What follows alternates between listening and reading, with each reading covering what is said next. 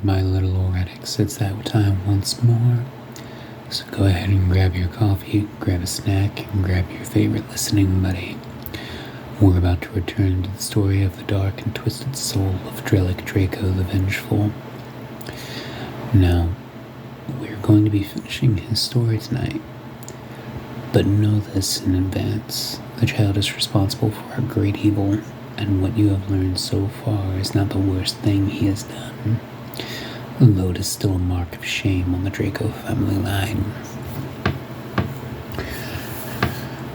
After the convened tribunal of the goddesses, and the looks of almost pity from the gods, though more because of having to face their angry counterparts and not for Drelic himself, the young elf was hurled into a nearby lake as the goddesses departed.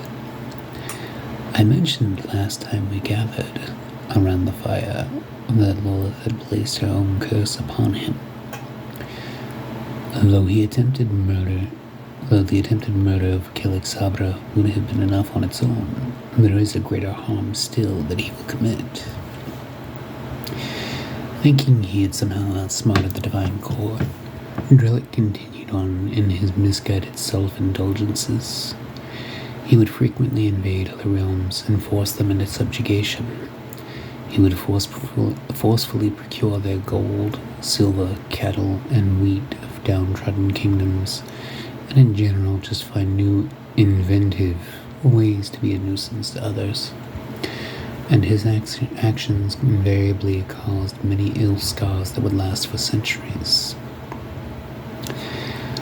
Unbeknownst to Drelic, however, since Sabra had survived, she was brought back to life, same thing. So too did the twin boys that were created from their coupling. Though at first, after weeks of agonized thought, she had considered ending her pregnancy. However, she was counseled by Persephone the Wise. This woman's true age isn't even known to the gods themselves, or even legends she's Kementari in disguise. But either way, this woman gets around, whom she had sought out to bring the children to term and raise them in secret. She had considered removing the Draco name from the children. However, she did not wish to rob them of their heritage from Drelic's predecessors, or the right to take revenge from their father in the most satisfying way possible. We are getting a bit ahead of ourselves, however. As I mentioned a moment ago, Drelic had been cursed by the convened mothers of existence, and in secret by Lilith herself. That curse at this point had begun to manifest itself. Drelic, not unattractive, was slowly taking on the look of a mad animal. Though metaphorically, he was possessed of shape-shifting magic, however. That was slowly losing its grip on reality. He would regularly black out, or so he thought. It would be revealed later that during these episodes, he was in fact being visited by Lilith. In these visits, she would whisper in his ear, speaking in his own voice from the shadows, causing him to further lose his mind, or what there was to begin with.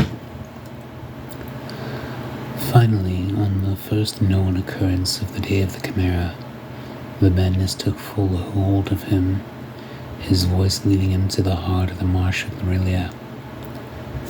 In the marsh, he ventured into the cellar beneath the forgotten castle of Drelic, or Horrorstar for those wondering at the name, where the dragon warlock Nacon ruled, or once ruled.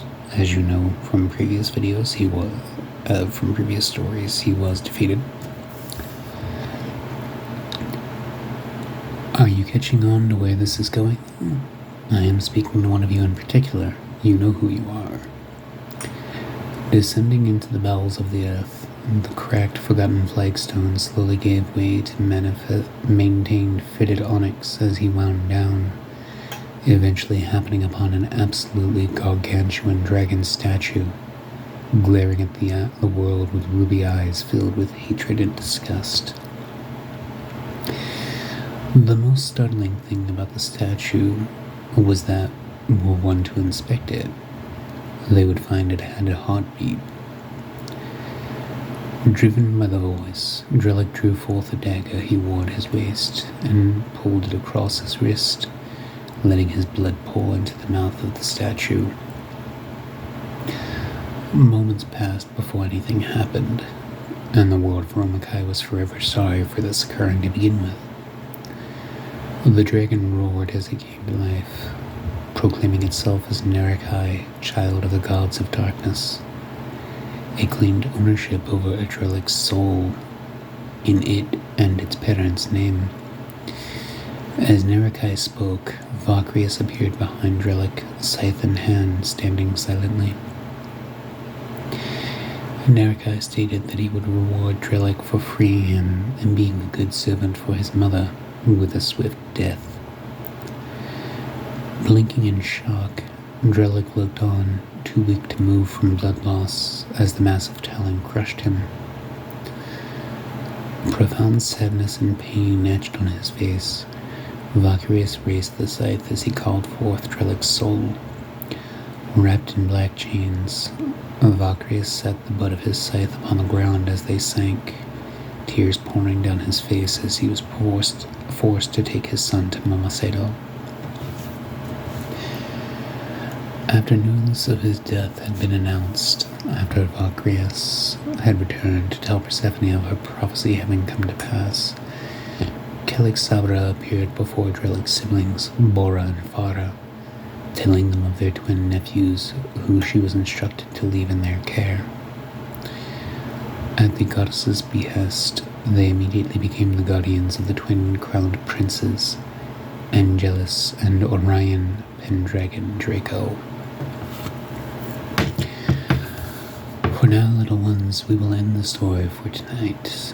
We will be going back to the significance of Nerakai later on, for as time marches on, he will become a bigger part of the story.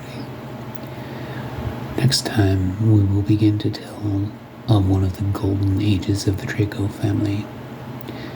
Drelic may come up again in the future, but this was merely a brief touch on his part of history. And remember, little ones, you never know who or what may be watching you from the darkness, eyes glowing like cinders.